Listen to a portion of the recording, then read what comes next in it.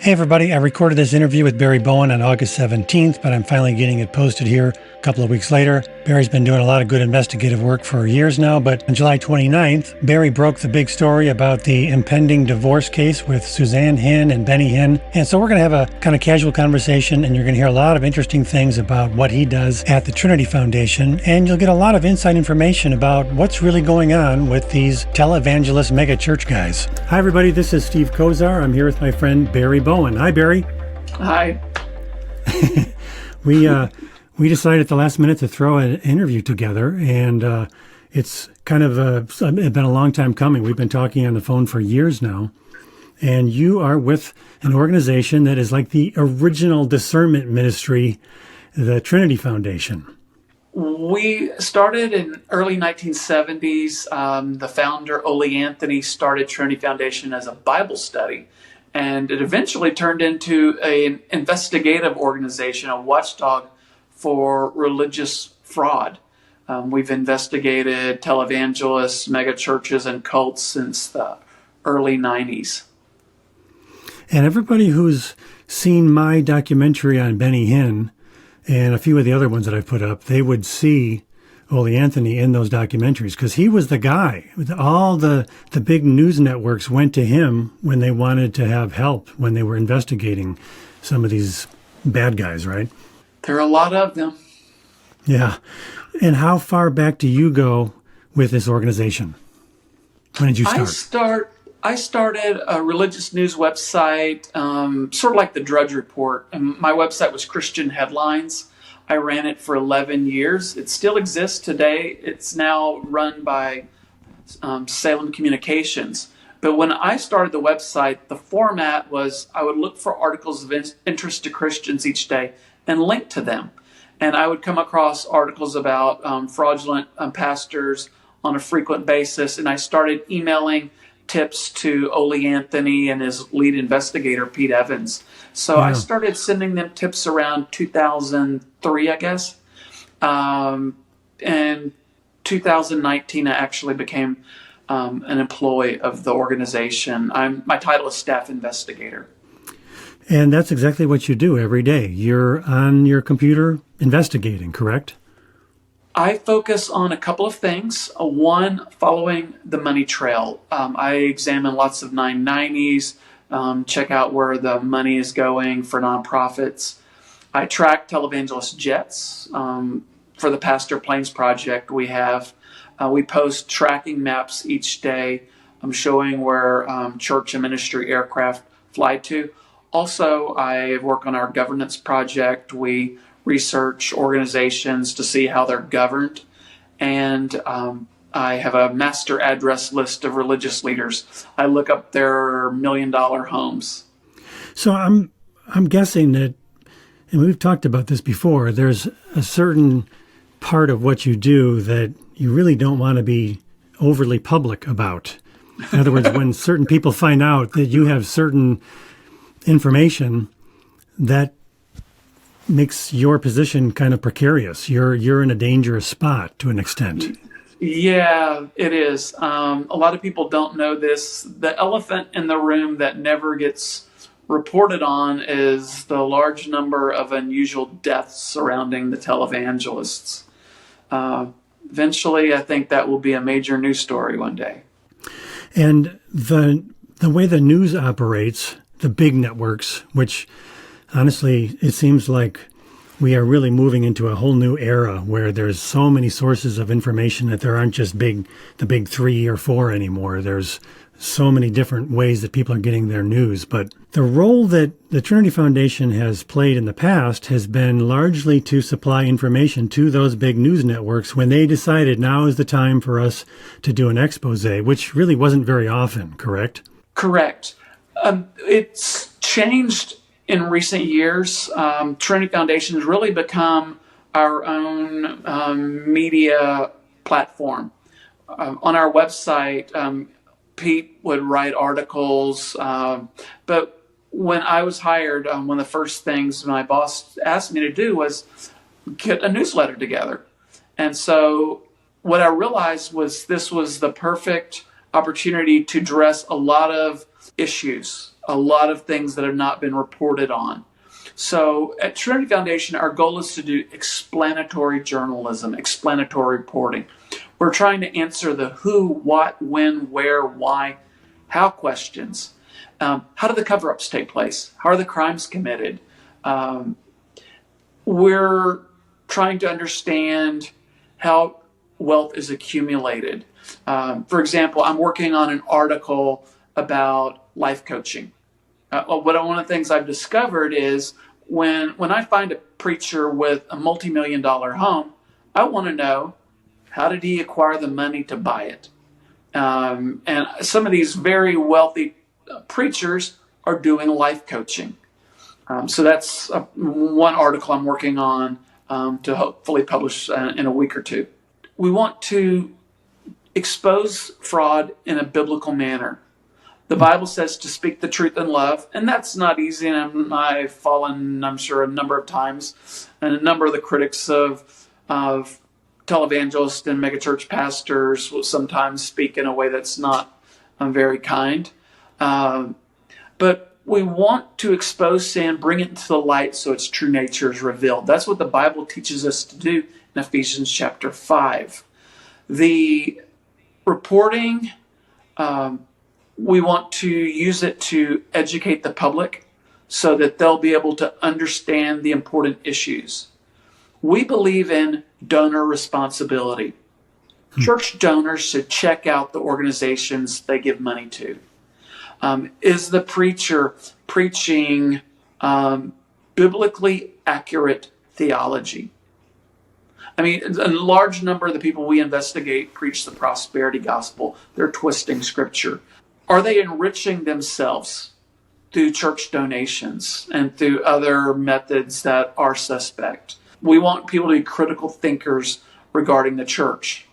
Yeah, that's tough because if, like right now, just between your work with the Trinity Foundation and then also the website that we have talked about, Ministry Watch, there's all the information you need to decide whether or not you should donate to certain ministries. And most of the really bad ones, like Benny Hinn, like Kenneth Copeland, all the prosperity word of faith people, they're all listed as do not donate. These organizations are not transparent. They don't tell you where the money's going. You'll never know. We don't have any ability to look into them, to even research them. So why would an organization not be open and transparent about where the money goes? That's a really huge red flag. But if you don't even want to get that information, it doesn't matter that that information is available. So on one side, we have the responsibility, like you said, of donors, people who are actually handing over their money to a so-called Christian ministry should be a little bit skeptical about it first, you know. And the other side of the coin is those ministries should be responsible. So we have problems on both sides, don't we? You look at people like Jim Jones. There were people around Jim Jones that knew he was dangerous. There were people that knew he was not legitimate. He was a wolf in wolf's clothing. Jim Jones, at the end of his life, was an atheist. I don't know when that began. He admits in interviews that he was an atheist, even though he had the People's Temple. I mean, there were red flags everywhere, and a lot of people deliberately overlooked them. But we see this pattern replicated over and over again. Benny Hinn in the 1980s had a crusade in, I forget, it was in Oklahoma City or Tulsa. And there was a lady at the meeting that a person fell on top of her when they were allegedly slain in the spirit. Fell on top of her, crushed her. Her name was Ella Peppard. She was injured and ended up being taken to the hospital after the crusade meeting ended. And she later died from her injuries. Her family sued Benny Hinn, and it was settled out of court. Benny Hinn does not file a 990. He does not tell donors how much money he's paid out in lawsuits and in court cases. I mean, you look at a regular 990 that other nonprofits file, it will disclose legal expenses. Sometimes it'll disclose settlement expenses. We want the entire church body to be this accountable, but they'll let people know, hey, we did mess up. And this is where some of the money went. It went to pay back a victim. I think donors should receive that basic level of information. So let's back up a minute, and I want everybody to know once and for all, because a lot of people come to me and they say, how do you do this research? How do you find out who's making all the money with the videos that you make? It's you. You're the guy that showed me how to just look up information on a Form 990. So let's try to explain this to people, because there's a difference between a ministry or a charity that actually should fill out a Form 990, and then there's a church itself. A church body has no obligation to be transparent in the same way. Correct? Correct. So the way the law is written, there is something called church status. Church status also applies to synagogues. It applies to mosques. These are places of worship. And because of our First Amendment history in the United States with freedom of religion, churches have been exempt from these reporting requirements. So the 990 came about after the federal income tax was created. There was a class for nonprofit organizations created, the 501c3. And churches do not have to file a 990. It discloses total revenue, total expenses, the compensation for highly paid people and officers of the organization. There's a basic statement of expenses page that has a good breakdown of what money's spent on. There's other things that are disclosed, like does the church or ministry have a whistleblower policy? Is money being spent in foreign countries? There's a lot of information there in a regular 990. But there's three different kinds of 990s. There's a postcard 990, and that's for organizations that have less than $50,000 or less in revenue. Then you have a postcard, a simplified one, and there's the more elaborate one, all based on how much money is given to the organization. There's one other thing, a 990T, and that's for unrelated business income for nonprofits. Try not to get too complicated, but there's churches. And then there are religious organizations that are not churches that have to file a 990.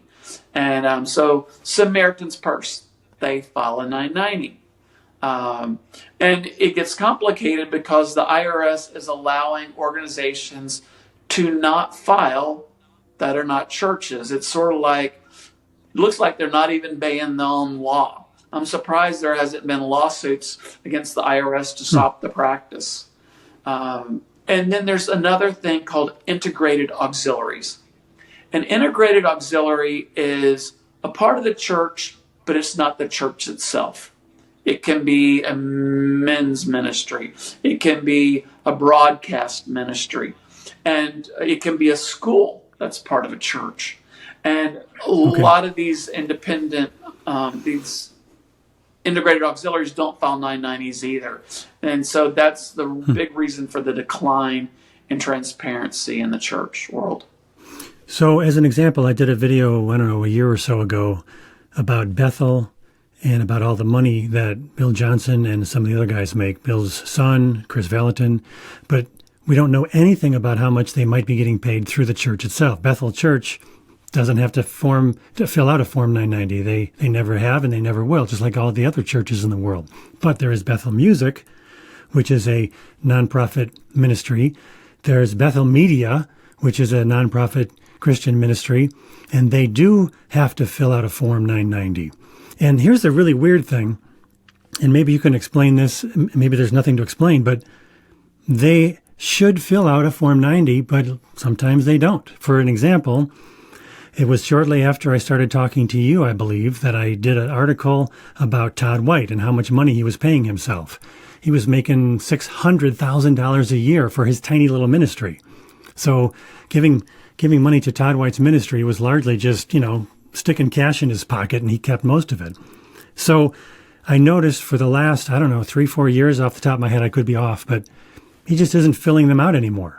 Lifestyle Christianity, or they filled it out and they just put 0 for everything. They can say they not filled it out, but they submitted it, but it has no information whatsoever, which is a thing I've never seen before. But what are some of the ways that you've seen that some of these shady ministries try to hide how much money they're paying to the leaders? Well, in the case of Lifestyle Christianity, Todd White, his organization requested the IRS recategorize the organization. And so they went from being a religious nonprofit to being reclassified as a church. So as a church, then they no longer have to file a 990. But there are other things that organizations do. Some cases, pastors will they'll own the copyright, the intellectual property of the church, and then license it to the church. There's a book called The Business of Church, written by Stephen Lentz, the father of Carl Lentz. He's an attorney, and he coaches or teaches pastors how to license their content to the church, etc. He advises the people on how to do those type of things. So a pastor can have their own limited liability company. They will own the intellectual property, and then the church pays their company. They can receive consulting fees. Benny Hinn's done this. He had a company called Clarion Call Marketing. He received payments for consulting. Another thing that these people do is something called self-dealing. Self-dealing is when a head of a nonprofit organization also runs a for-profit company and they do business with each other. So you have a televangelist owns the publishing company that publishes their book. They can sell the book to their ministry at full retail price. That's fraudulent. That's taking advantage of their nonprofit status. It should be sold at wholesale, not full retail price to their own organization. But we find those type of things frequently. For people who are curious and want to check out a certain ministry, remember, if you're trying to look into the finances of a church, they are under no obligation to provide any of that. Now, if you're going to a church and they don't have an annual report and they don't tell you how much money is coming in or who's paying who or how much the pastor's getting paid, that's kind of a red flag right there. But knowing that this category of church is really kind of protected and you just can't know anything without them volunteering it. Everything else that's some kind of a ministry or a charity, most of the time has to fill out a Form 990. So this is my little advice I give people. Just type in whatever the name of the ministry is and the word Form 990, the 990, and just see what shows up. Something will show up. You will find some of the websites that provide that, or you'll go right to the IRS's website. Sometimes that's what I've found. So just simply doing a search of the ministry you want to check out and the words Form 990, see what happens. Now there's a lot more you can do on top of that, but that's a good starting point. Yes. Am I right? Is that a good? Yes. What are some of the tricks that you do that go beyond that? If you could reveal that. Sure. In the mid 2000s, one of the things that we were doing was we were looking for companies operating from churches. So there are now websites like Bizopedia that you can use the address search. You can put in the address of a ministry or church and find out what other businesses operated from there. I did that with that Bethel video. I actually had screenshots of all the businesses connected to Bethel Media and Bethel Music and Bethel Church. There was real estate. There was all these things. And it changes every couple of years. A lot of times they change names. They maybe use a different mailing address. So they're always kind of jumping around. Or the pastor gets paid from this entity for a few years, and then they switch it over to a different entity so he can say, oh, yeah, I'm not doing that anymore. Right. Right? Well, sometimes the exposure they forces them to change. Paula White had a company, Paula White Enterprises, and it operated from a church. At one time, T.D. Jakes had a company, T.D. Jakes Enterprises, that operated from the church. I think that company no longer exists. I might be wrong. But we provided information of these companies to the U.S. Senate when Senator Grassley did his inquiry into 6 religious nonprofit organizations. And that was one of the big discoveries for us, is that these businesses operating from the church. It raises all kind of questions. Who's the owner of the church? If it's owned by the church, then the profits from the company should go back into the church. If it's owned by the pastor, is he paying rent for the use of the facility? I mean, these kind of questions arise because rental income for a church can be taxed. If the property is not paid off, it should be reported on a Form 990-T for unrelated business income. And one of the things I do when I look into a Form 990, the first place I go to is page 7, right? That's where they show you right off the bat who are the people getting paid the most, or who are the main people getting paid, period. But then further down, there are listings for large sums of money getting paid out to somebody somewhere. That's where I found that Bill Johnson has a corporation in Delaware where he was getting, I don't remember, like $500,000 a year, untaxed. That's why he was in Delaware. He doesn't live in Delaware. He lives in Redding, California, but his corporation was in Delaware. And one of the Bethel Associated Ministries is shuffling money to a corporation listed in Delaware that goes directly into the pocket of Bill Johnson. That's pretty typical, though, isn't it? He Revived, I think, LLC. Yes, that was that's a it. Nevada corporation. Nevada, that's it, But not Delaware. same thing, Yep. yes, same concept. We see these patterns over and over again. It's like televangelists with jets. Sometimes they try to hide them in a shell company, and so we're always on the lookout for related companies. Can you explain that? Explain that, a shell company. What does that mean? How does that A shell company work? doesn't necessarily conduct business.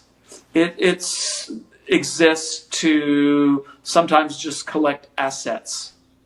It could be a holding company for that matter. Disney World. When Walt Disney launched Disneyland in California, it was such a huge success, he decided he wanted to open up another theme park. And decided on Orlando, Florida, and realized they'd need to acquire a lot of land to do so. So they knew if word got out that Disney was buying all this land, the price of land would skyrocket. So they created a large number of companies and then would use these individual little companies to buy up land so it did not clue off the public to what they were doing. So Right. they could buy the land. So it was a whole bunch of companies that it's not hard to start a company. It doesn't really mean anything to start a company.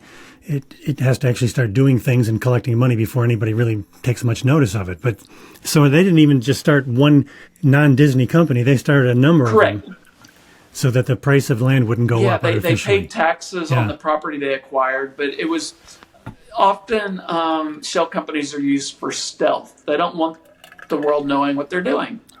I mean, you've got Samaritan's Purse.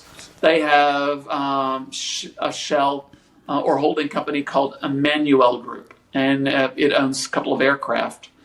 World Air owns 2 jets. One of the officer there is televangelist Creflo Dollar. And he's one of the worst, yes. isn't he? When you get Dr. Michael Brown to speak against you, you know you're at the bottom of the you're beneath the bottom of the barrel. Oh, the funny fact about Creflo Dollar. I looked up his house, and on one real estate website, we looked those up to see what they estimate the net worth of a house being, because the house may have been purchased 10, 15, 20 years ago, and the price of that property has just gone through the roof. So we do these searches, and I found his house on a real estate website that reported over 20 bathrooms. I think it's a database entry error, but it just cracked me up. Our bathrooms have bathrooms. Yeah.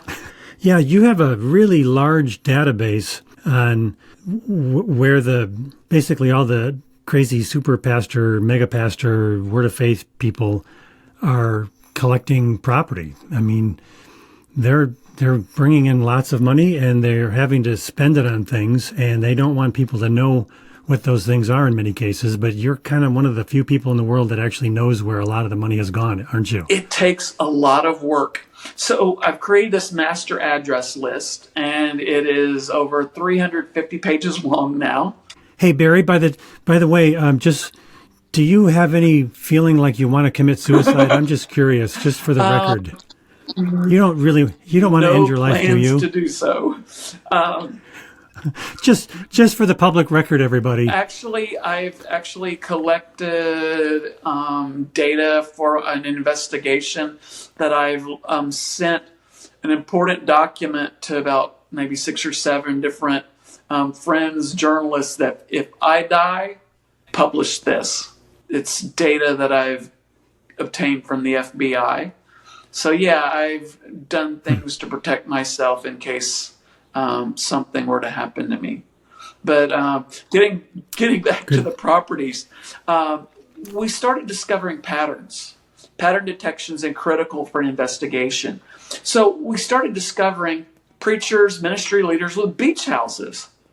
And we've now uncovered more than 40 beach houses, beach condos, and waterfront homes, religious leaders and pastors. The most expensive one is about $15 million. It's near Miami. There's some that are going to be disclosed in a future investigative projects. We've given information to a documentary filmmaker that's going to be coming out soon. Things like that. So we're not really willing to reveal some of those properties. Those are going to be revealed soon, though.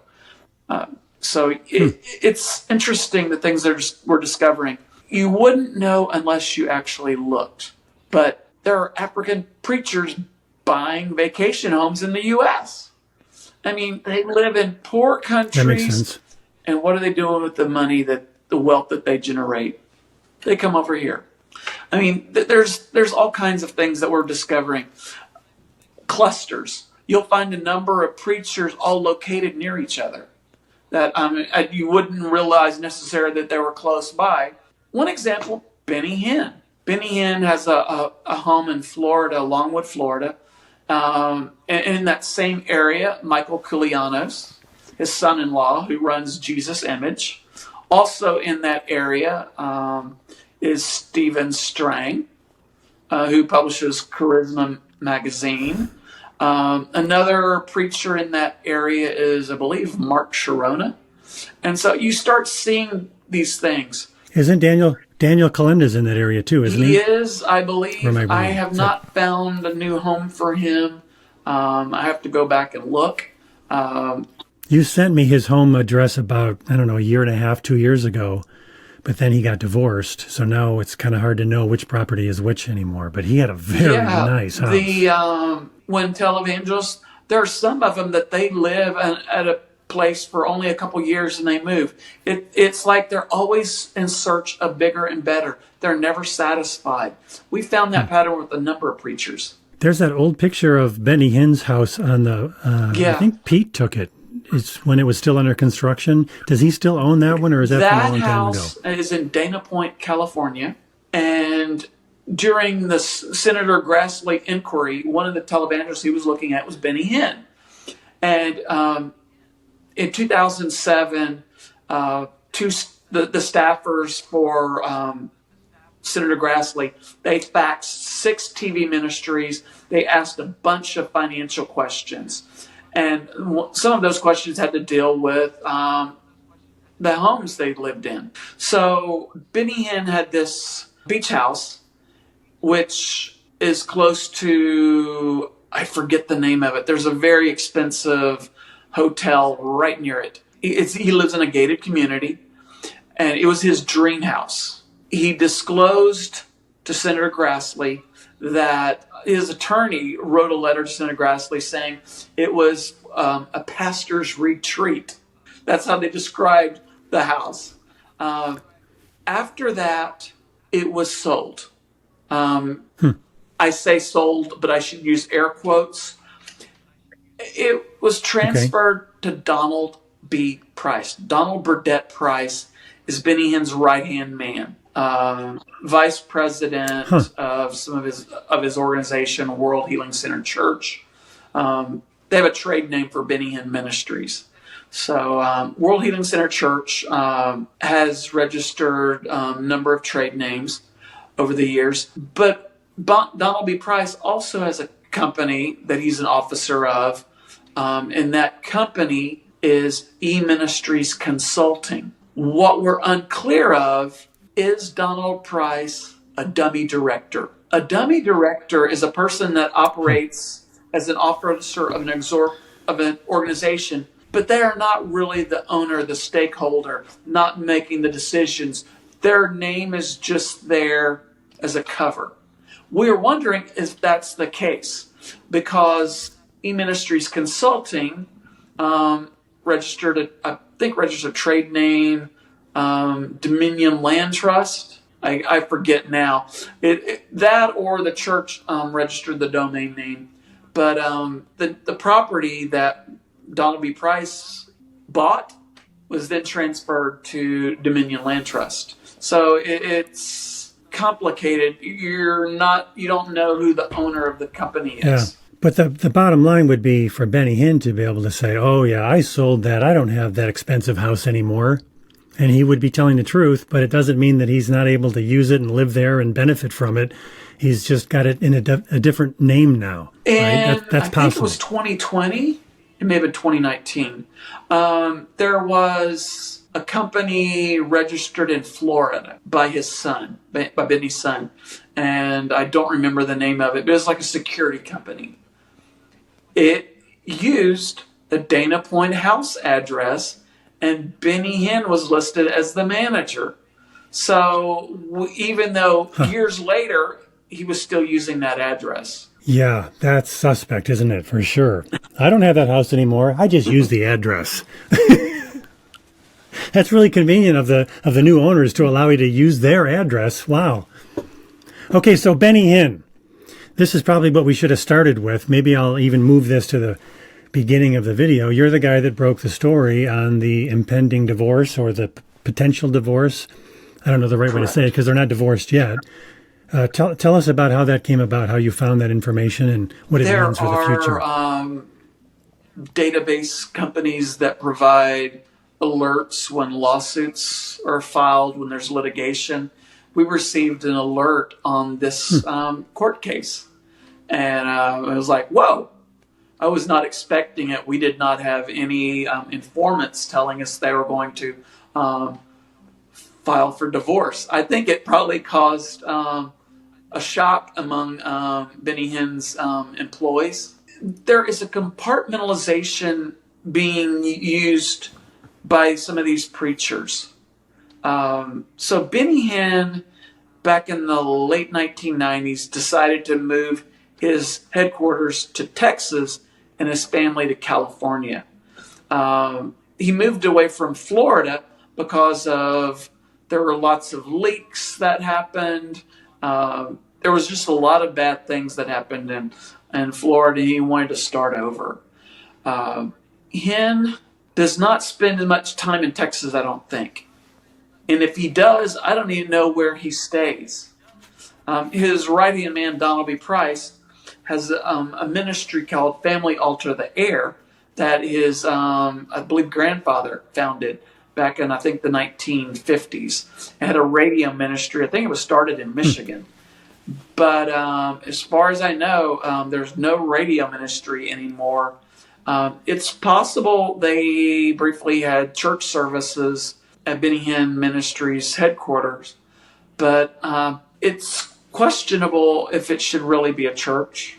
But again, they own a house. Family Altar the Air owns a house in, I think, Plano, Texas for about $7.5 million. They own a house in Texas for another one that they purchased that is currently up for sale. I believe it's worth about $2.8 million. They have another one in Florida that's close to a beach, that it's worth, I forget, $3 or $4 million. So you're talking about them accumulating a lot of real estate with questionable at times nonprofit organizations. Well, what about the other article that you came out with right after the divorce article about this is what a forensic accountant should be looking for on behalf of Benny Hinn's wife, Correct. Suzanne Hinn. So where did that come from? So explain that. Suzanne Hinn, her divorce petition, she requested that Benny Hinn pay for a forensic accountant to look for properties that may have been or assets. They don't have to be land; it can be cash, whatever, that may have been spun off in the past 2 years. So a forensic accountant would examine their financial books, and they'll try to find out, is money going to a shell company? Is there other bank accounts where money could be hidden? They'd be looking at those features. Basically, she's saying, I don't know what assets he might have, and there's no way for me to find out without him allowing a forensic accountant to be given permission to go into his books and into his, personal doings. So what she's saying in that statement is, I don't trust this man. I think Correct. That would be pretty fair, wouldn't you say? So Hinn had a company back in, I think, the early 2000s called Clarion Call Marketing. He received consulting fees through that company. I want to think that it was about $300,000 a year. The information's in the article that I wrote. In addition to that, he receives a salary from World Healing Center Church, better known as Benny Hinn Ministries. And so he could be receiving a salary, consulting fees from eMinistries Consulting. And in this situation where in her, what do you call it? Petition. Request for a divorce, not a petition for a divorce. She also requested this ability to have an outside forensic accountant go into his finances. In your experience, how often does that actually occur? Or does he have a way to say, no, I'm not going to allow that? Is it going to turn into a court battle, do you think? Or do you have no idea? I have not followed other divorce cases as closely, so I'm learning by doing. I've written post-divorce on a couple of people. This was the first time I ever obtained a divorce petition, and you have to know what court to look in. Once a divorce is finalized, I think what a number of celebrities and well-known people do is they'll have documents sealed. It varies from state to state. Some states have stronger privacy laws. Daniel Kalinda did that.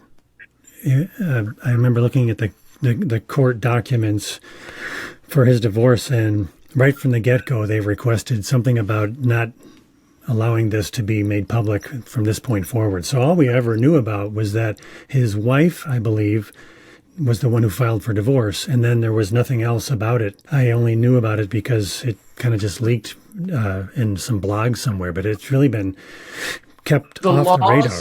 The laws. One of the things that if you're in a state that has no-fault divorce, then you don't have to prove someone was at fault.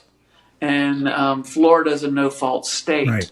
So she wouldn't have, all she'd have to do is just state that there's irreconcilable differences to have a divorce granted. And we'll see if he says anything or does anything. It's like a lot of these guys are really good at playing this very large-scale game of chess.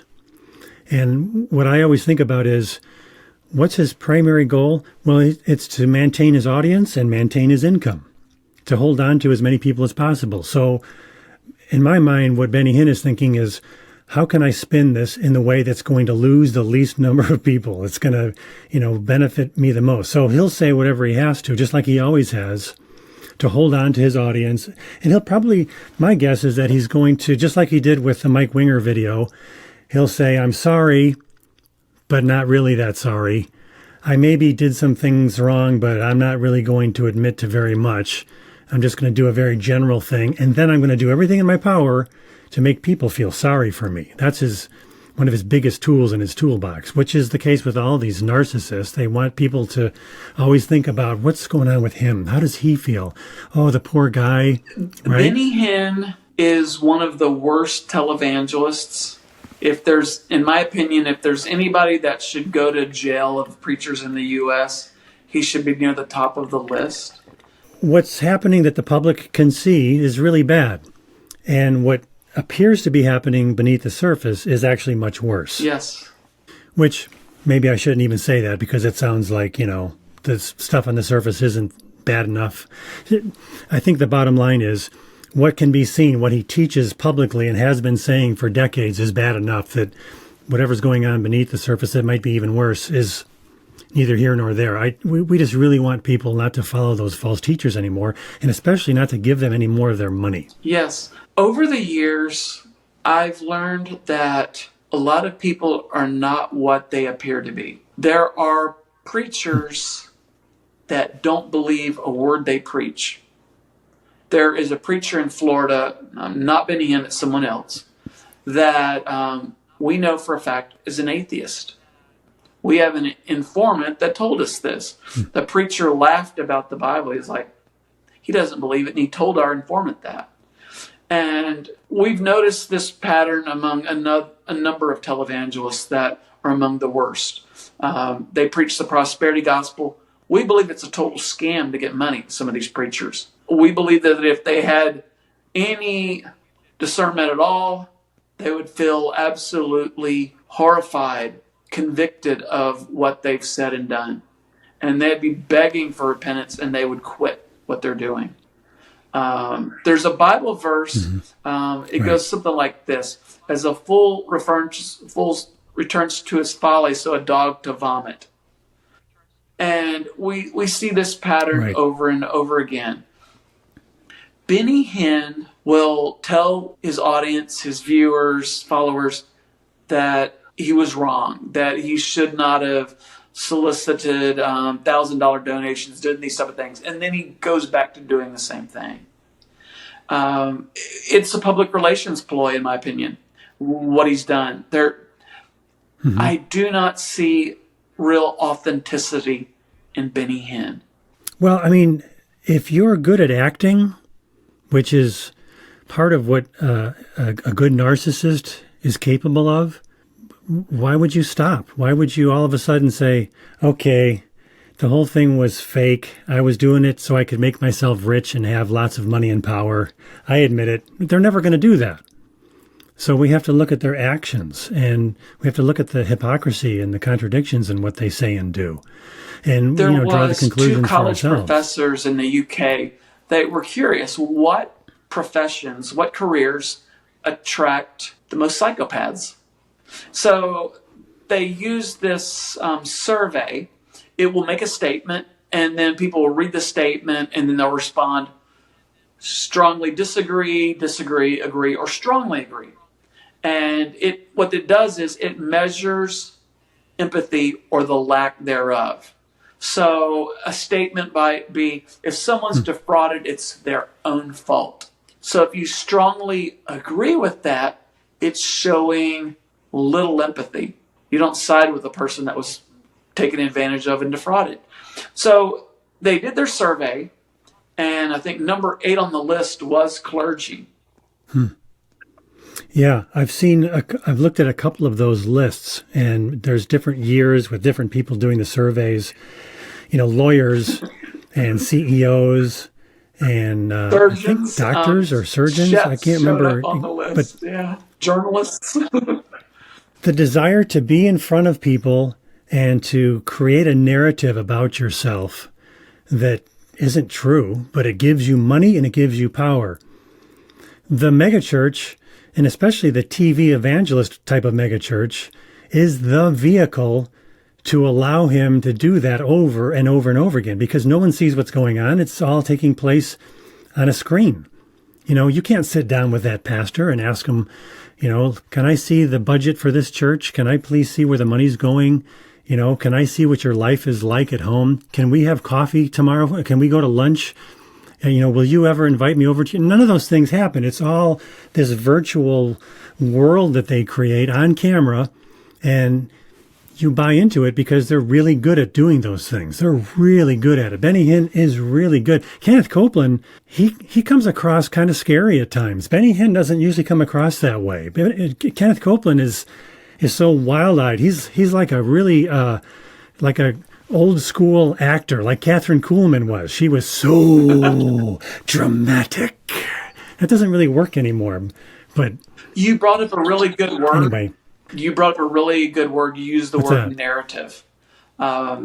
These televangelists frequently will build a mythology about themselves, a false story. Years ago, this was 1980s, after the Jimmy Swaggart scandal, John MacArthur did a sermon, something like "The Lessons to Learn from the Fall of Swaggart," something like that was the title. In that sermon, he said, "Beware of the pastor who is the hero of his own story." And this is one of the things that I frequently see. There are a lot of pastors that will make themselves the hero. I mean, and they talk about themselves obsessively. Perfect examples of anybody that speaks at the Southwest Believers Convention, pretty much. Jesse Duplantis, Keith Moore. They're constantly, and Jerry Savelle was this way. They would talk about the prosperity gospel working for them repeatedly. Right. And it was bragging, and yet they would turn around and say, "But all the glory goes to God." Like, well, you just talked about yourself and all your money for the last 20 minutes. I don't think the glory is going to God. Even when you say that, it doesn't really apply. But that's a thought-stopping device. When you know how to really manipulate a crowd, you have all these thought-stopping devices to keep people on your side, to continue to make yourself the hero of the story, while you also claim to be really humble. Benny Hinn, he wrote a book called Good Morning, Holy Spirit. And in that book, he claimed that his dad was mayor of Jaffa, Israel, and his dad was never the mayor there. There were a number of things that he said that are provably false about his own life story. And why would someone do that? Right. That's a huge question to ask. It's one thing to make a mistake. I mistakenly thought my dad was a mayor when in actuality, I was confusing him for his brother who was the mayor. And I was very young at the time. So, it makes some sense. But when you're doing it just to build up this mythology about your own life story, it's really obvious. You're doing it on purpose. It wasn't an honest mistake. It was something you lied about on purpose. I'm working on a book. Me and Daniel Long have been talking about it for like 3 years. We're finally back to working on it. And that is about the early Pentecostal founders. John Alexander Dowie, Charles Fox Parham, Frank W. Sanford, and John G. Lake. They all did this. They all created narratives about their childhood and their early years and all the great things they did for God. And all these stories keep getting repeated as if they were true when there's no proof of any of it. This is the foundation for the Benny Hinns of today. Nothing has really changed that much, except now instead of sending out newsletters through the mail, they can have TV shows or they can have YouTube channels, right? Researching preachers, especially faith healers, there are a number of them that will make claims that when they were born, that there was a spectacular miracle done. They were not expected to live and they were healed, or just different things like that around their childbirth, indicating that God's favor was upon them. I have found similar stories like that for several preachers. Yeah, they say such similar things that are so different than the rest of the world. It's not unfair to ask the question, at least.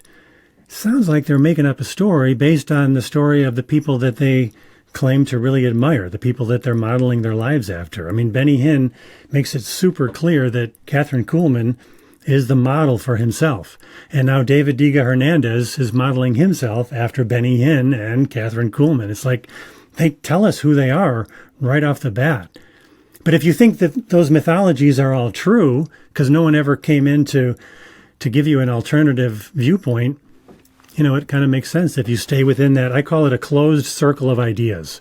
And your job and my job and people like us, I think, is to pop the bubble so that that narrative can be shown to have some serious historical flaws, or a complete lack of evidence, or some contrary evidence.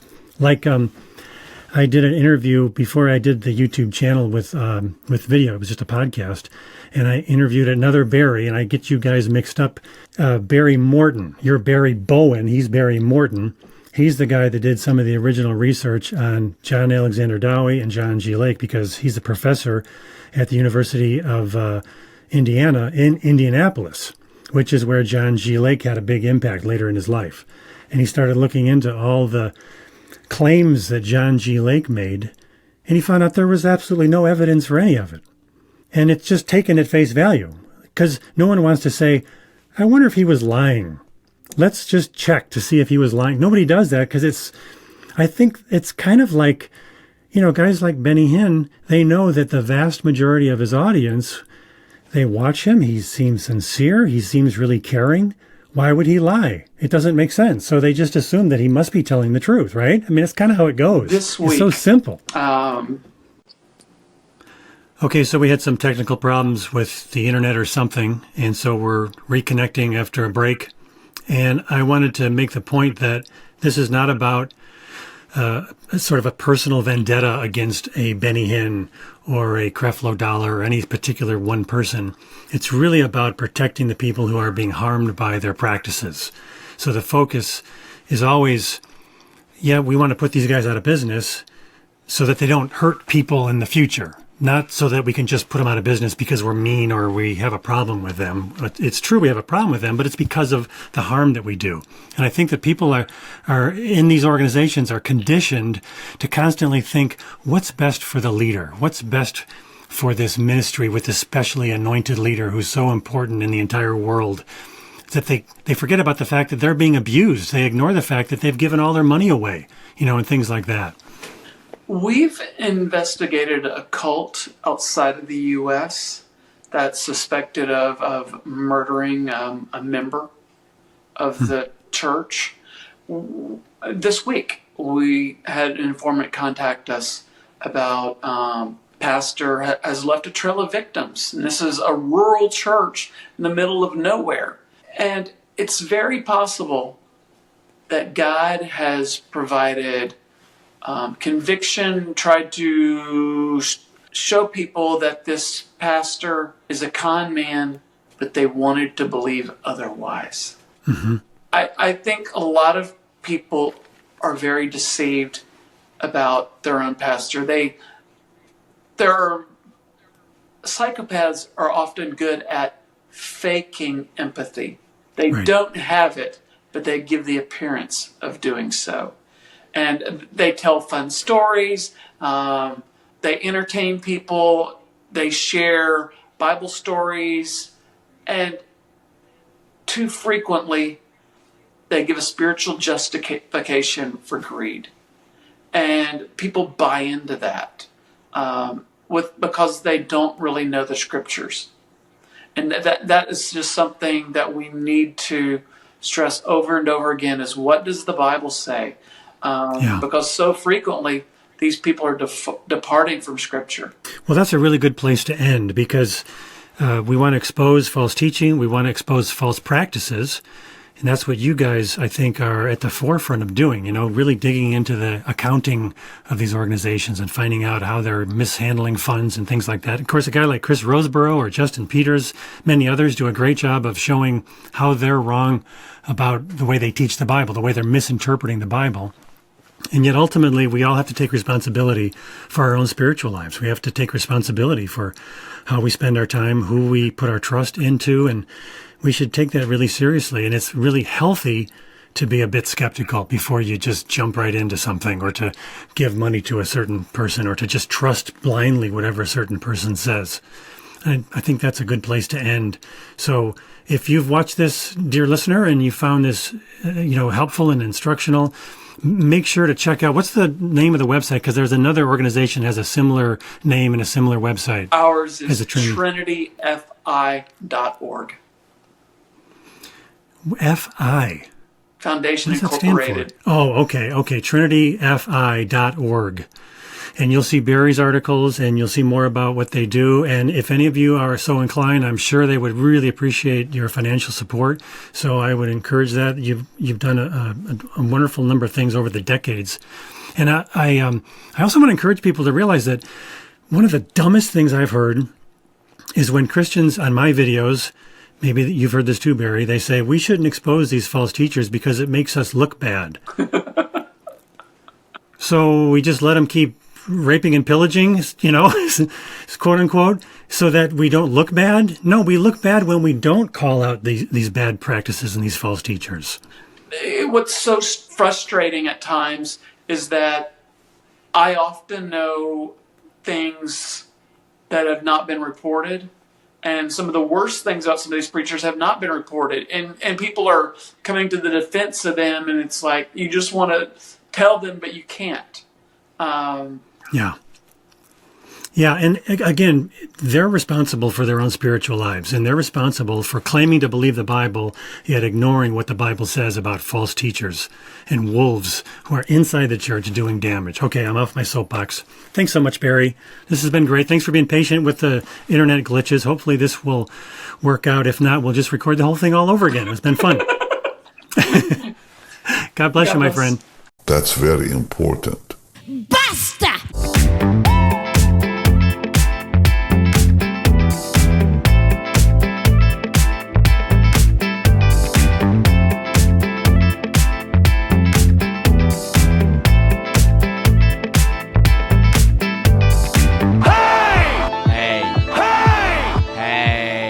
It's lifting. Hey!